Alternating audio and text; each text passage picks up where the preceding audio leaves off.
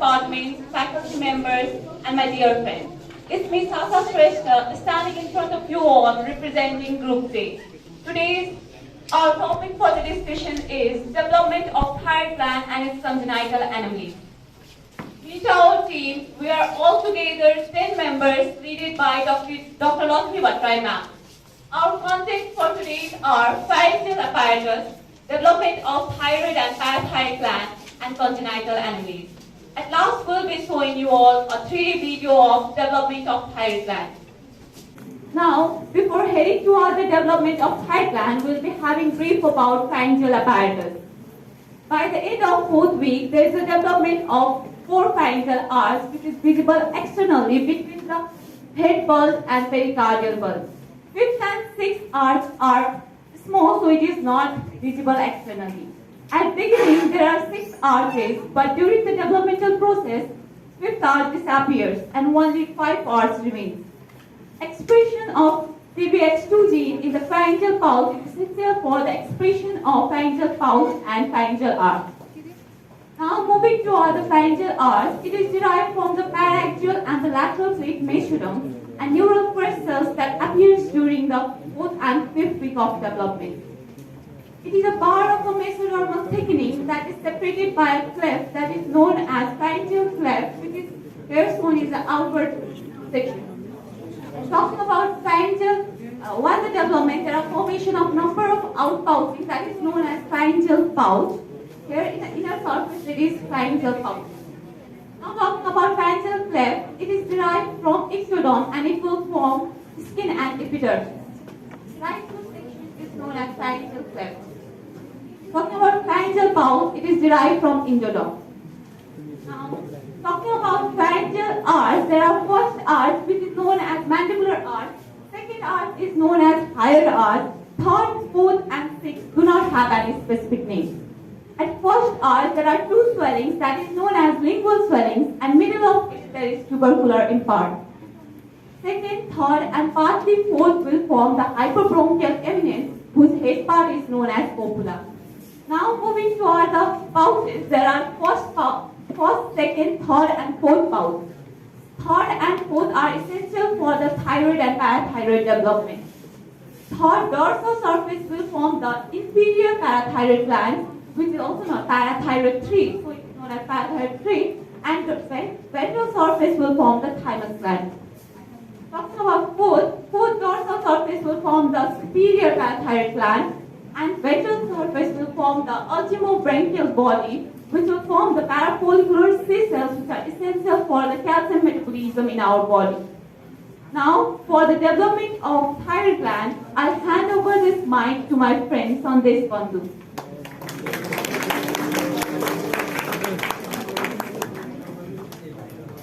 Thank you, Sasa.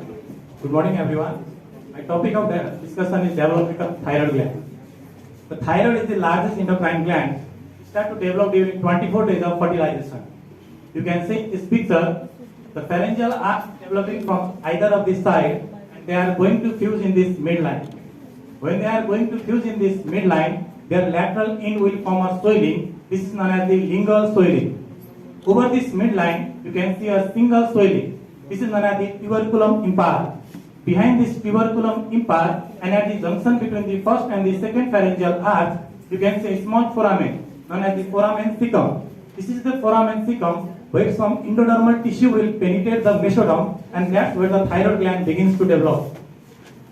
The floor of the pharynx will show some thickening and will depress down to form a diverticulum known as the thyroglossal duct. This duct will bifurcate into 2 regions, and the proliferation of the cells in this bifid region will give rise to the lateral lobe of the thyroid, which is connected by the isthmus. In this figure, you can see this is the endodermal thickening, and it is depressing down to form a thyroglossal duct. This thyroglossal duct is dividing into 2 regions. The proliferation of cells in this bifid region will give rise to the lateral lobe of the thyroid, which is connected by the isthmus.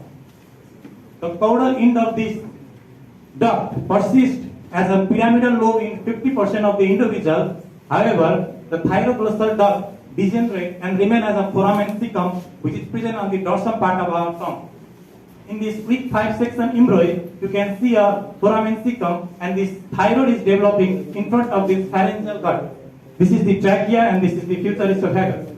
This is the sagittal section of the head and neck.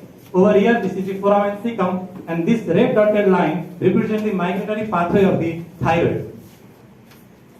Now, by the 7th week, the thyroid will migrate anterior to the thyroid bone and reach in front of the larynx and the trachea. The thyroid starts to function roughly at the end of 3rd month, in which the first follicle containing pollen are visible. The thyroid has two capsules, outer false capsule and the inner true capsule. The outer false capsule is derived from the pretracheal layer of the deep cervical fossa, and the true capsule is the peripheral condensation of the connective tissue of this gland. Now, talking about the histogenesis of the thyroid gland, on week 10 to 17, we see a thin rim of colloid and the developing follicle. So this is also known as the colloid formation stage. On week 18 to 22, this stage is known as the folliculogenesis stage, because in this stage we see an increased number of follicles. And on week 23 to 36, this is the mature follicular stage, because in this stage we see a well-developed follicle. Now, while talking about the development of thyroid gland, the development of parathyroid gland can't be neglected. The parathyroid gland is derived from the pharyngeal pouch third and the fourth. The inferior parathyroid gland is derived from the pharyngeal third, and the superior parathyroid gland is derived from the fourth pharyngeal pouch. The inferior parathyroid gland will detach from the third pharyngeal pouch and will go on the bottom surface, which is present on the dorsal part of our thyroid. Whereas the superior thyroid gland will detach from the fourth pharyngeal pouch and will go on the top surface on the dorsal part of our thyroid. Apart from the superior parathyroid gland, the fourth pharyngeal pouch will also give rise to the ultimobrachial body. This ultimobrachial body is also known as the future parafollicular cell. The future parafollicular cell, or the C cell, is essential for the calcium metabolism, as they secrete the calcitonin hormone. Now, this is the 3D model of the thyroid. You can see a 3D model of the thyroid is developed in front of the trachea, and these are the superior parathyroid gland and these are the inferior parathyroid gland. Now, for the congenital anomalies, I would like to invite Samana.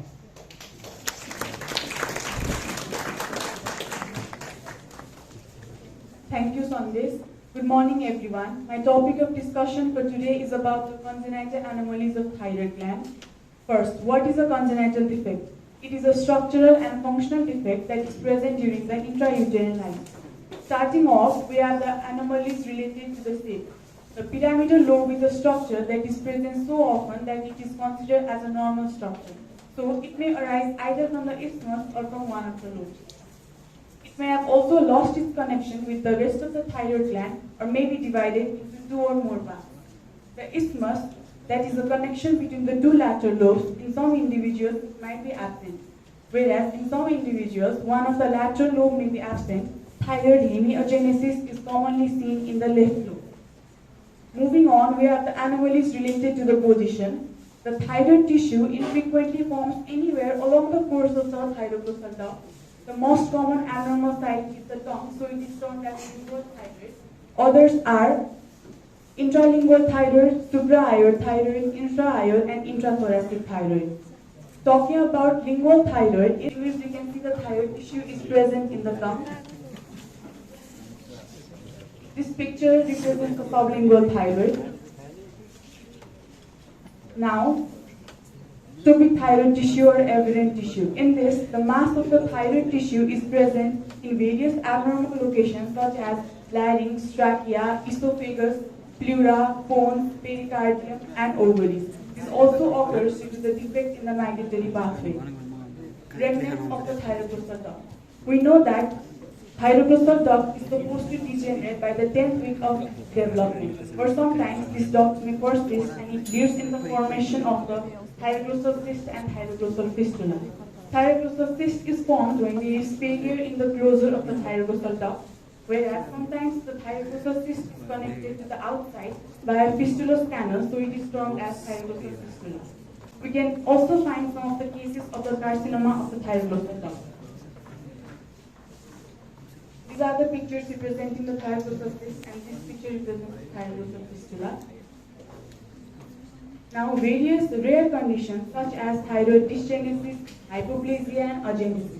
Thyroid dysgenesis is a condition in which either the thyroid is absent or severely reduced in size, whereas thyroid hypoplasia is a condition in which thyroid is present but it is underdeveloped, so the thyroid is unable to perform its normal function.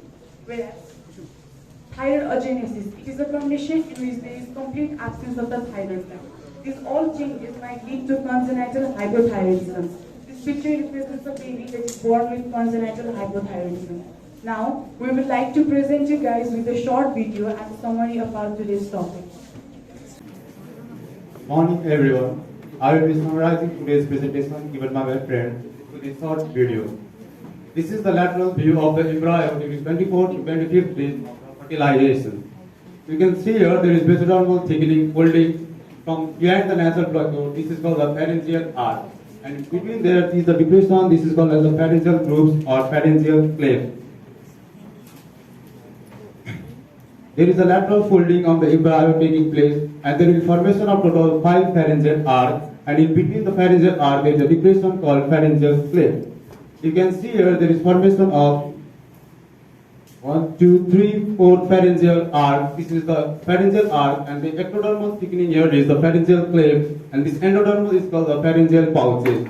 This is the area of the pharynx shown here, and this is the hypobronchial eminence. Cartilage, nerve, and muscles are obtained from the pharyngeal arch.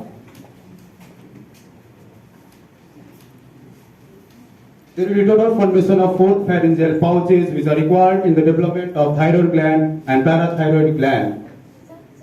This is the first pharyngeal pouch, this is the second pharyngeal pouch, this is the third pharyngeal pouch, and this is the fourth pharyngeal pouch. It is the thyroid diverticulum arising from the foramen cecum in first pharyngeal pouch mid. There will be the folding of the pharyngeal pouch and formation of third pharyngeal pouch and fourth pharyngeal pouch. From the dorsal view of third pharyngeal pouch, we can get inferior parathyroid gland, and fourth we can get superior parathyroid gland. There will be the movement of the parathyroid gland towards the thyroid gland. This is the 7th week of the development of thyroid gland. Thyroglossal duct is found to be moving, so encircling the hyoid bone and comes to lies in front of the trachea during the developmental process. It comes during the 7th week of the development. The hyoid bone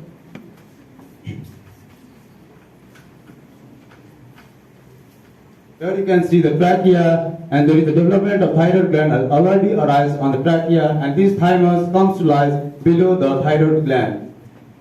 Thank you.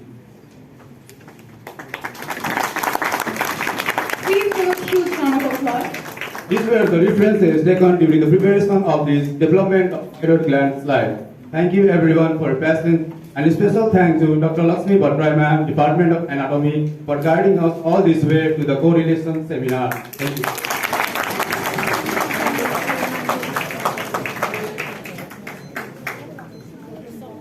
I'd like to request all the members of Group C to be on the stage, question and answer round.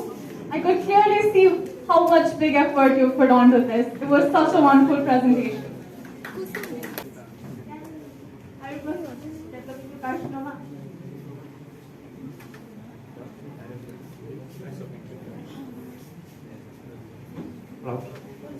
Thank you for the question.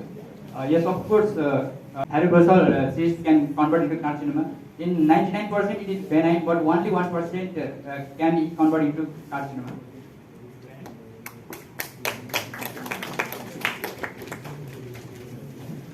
Okay, I want to ask one question.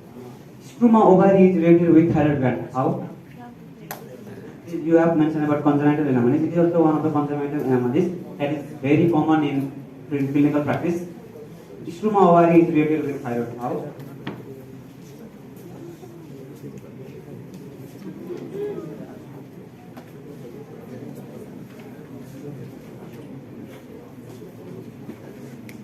We mentioned it in the ectopic thyroid tissue, where the thyroid tissue is present in the ovary. In this case, some of the thyroid hormones can be secreted from the thyroid tissue that is present in the ovaries. That is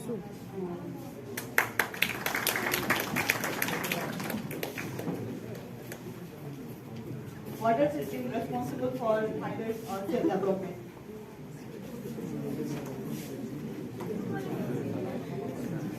P of 1 and P of 2 and PJX heterogeneous thyroid gland. Now I would like to request our faculty members if they have any questions.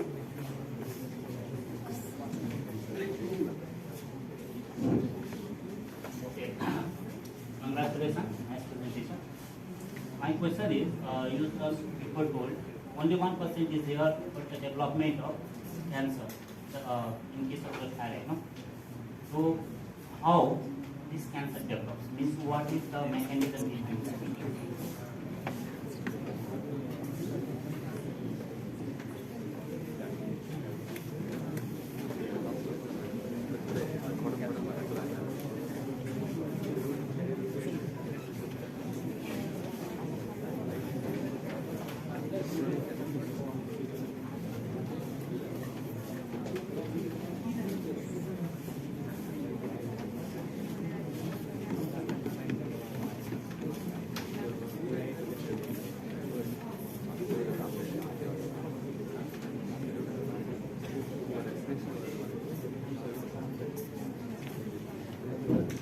Mutation in the thyroid transcription factor 1, thyroid transcription factor 2, and pure homeobox 8 and lead to the carcinoma.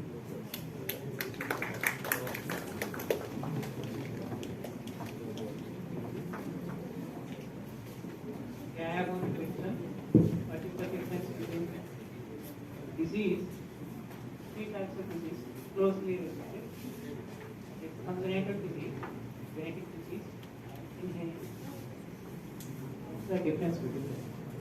Congenital, genetic, and inherited disease.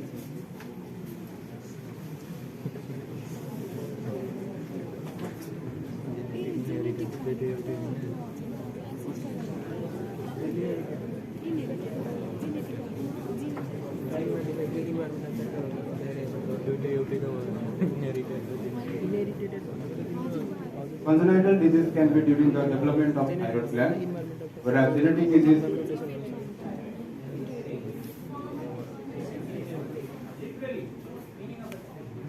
congenital means during the birth process, whereas genetic can be during the mutation of any of the genes, whereas inherited can be from the gene obtained from mother, father, and or transplantal root person. From transplantal root person can be inherited. Can you name one example of the inherited disease that is not Inherited disease. In the case of congenital hypothyroidism, from the mother to, if mother is infected from the Graves' disease, classes of the thyroid stimulating hormone receptor signal blocking antibody, the placenta, congenital hypothyroidism. Thank you so much, sir. Now I would like to ask our judges if they have any questions. Thank you so much to our judges, faculty members. Thank you so much, Brooke. You can take your seat. Down first.